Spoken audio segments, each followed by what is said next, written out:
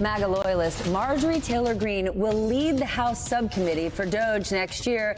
That is the effort, of course, led by Elon Musk and Vivek Ramaswamy to eliminate government waste, the Department of Government Efficiency. My nightcap is still here.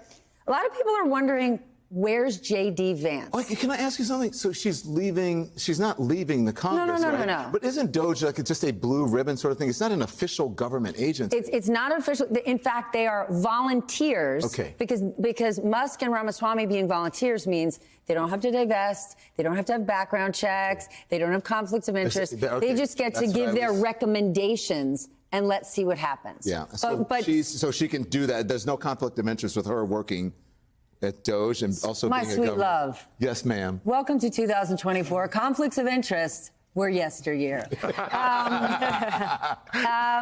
for real, Where's Elon Musk has been in every Trump family photo next to Donald Trump all day, every day, yesterday, and most likely tomorrow. How does this look for J.D. Vance, who in theory is the VP and the number 2? How does it look for Don Jr. when you have Elon Musk standing in front of you in a family portrait?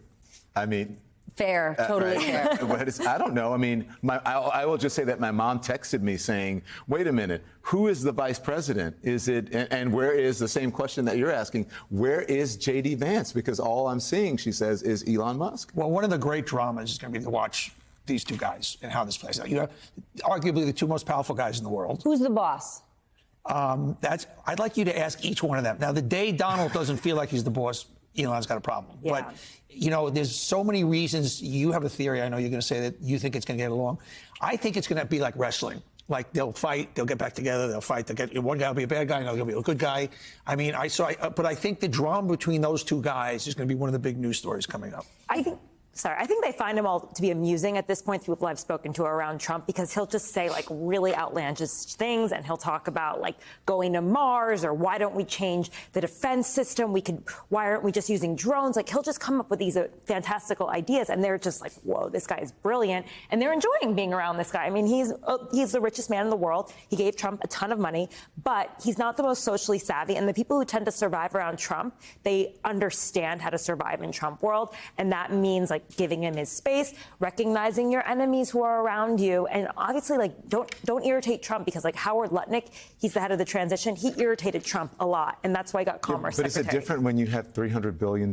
Yes. Donald Trump has one true love in this world. Money. And it's money. Elon Musk has a level of wealth and even power, the likes we have never seen. But he wouldn't trade places with him. He would not trade places. I still think Trump would rather be Trump than Elon Musk. And Elon Musk would rather be Elon Musk. So there's your interesting Yes, and so I actually think they're not breaking up because, Trump marvels at Elon Musk's wealth because there's nothing like it. But my question to you, Steve, is at some point, will any of the conflicts of interest matter, right? So Howard Lutnick is going to be the Commerce Secretary. What's one of the first things he's likely to do? Bring internet, broadband to rural America. And who's going to do it? Starlink. I don't think so. I mean, I think that your comment at the top of the segment, it was yesterday's issue. Who's going to enforce it? Who's going to decide that conflicts of interest are indeed a conflict? I think that we're sort of beyond that. We elected a president who is rife with conflicts of interest. His dealings with foreign powers, the money that he took during his first term, the operations of his son-in-law, the operations of his businesses. He has a, a social media company that's going to benefit from this. I don't even know where to start anymore. He never divested right before you were supposed to. No, he was supposed to. The last time he never did it, right? We used to do this if there was a little hint of this. Back in the days when, I don't know, journalism sort of mattered, right? They still do. Thank you very Hold on much. a minute. I'm sorry. When you say that, that is the greatest gift to Steve Bannon, who wants to destroy all journalists. So I'm going to kick you right out of here. The point I was making is accurate, but I'll let you finish.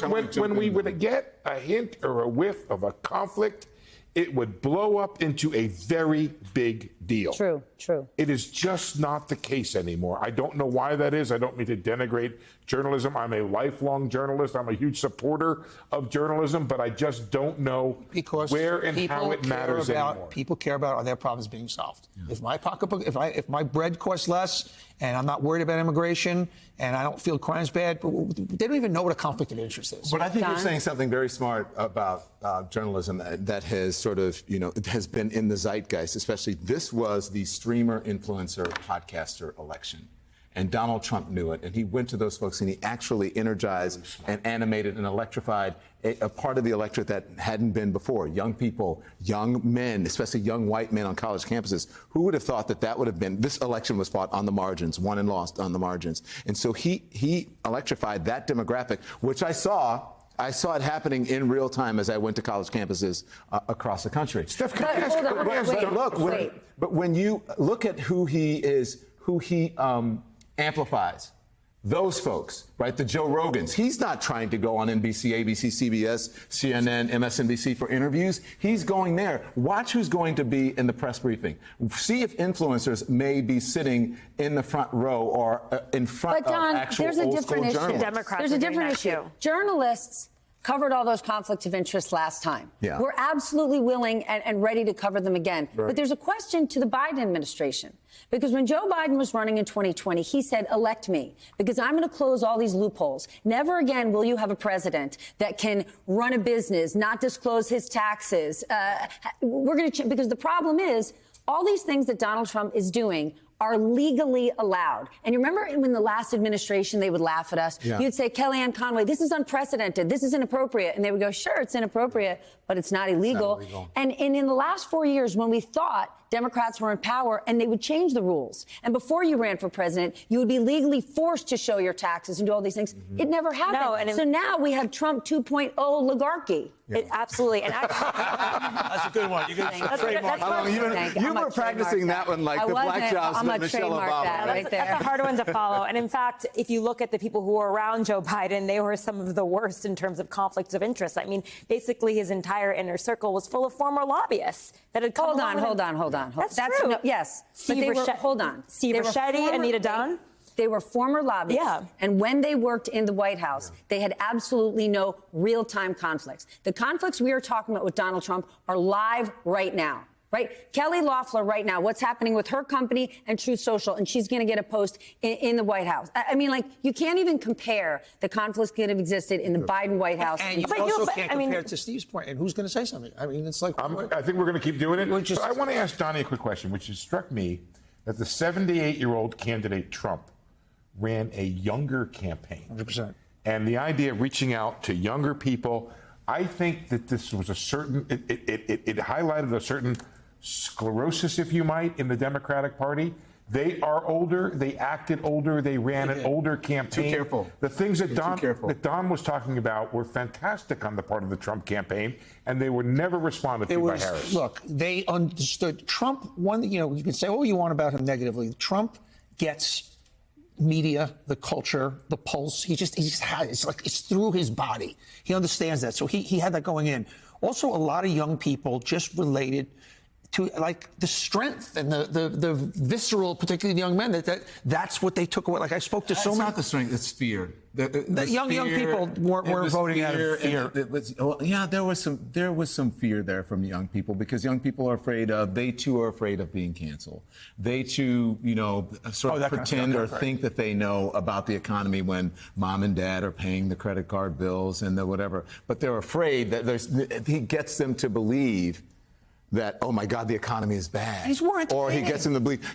And this whole idea. built for this. Yeah, but listen. This whole idea about free speech, these young people are all on this. They're not getting their news from old folks like us, okay? They're all on this. And what are they doing? Free speech, free speech, free speech, which has nothing to do with a social media platform. But they believe if they cannot go on a social media platform and call you a dirty word or you a dirty word or me or whatever, or be able to say whatever the hell that they want or objectify women or whatever, that is somehow free speech when it is not. And that is what the social media algorithms are pushing, the people who own the social media companies, and Donald Trump as well. They're taking your rights and your freedoms away, and you won't be able to say what you want to say, young guy. You should be the head of the household and not all these women that are taking your jobs.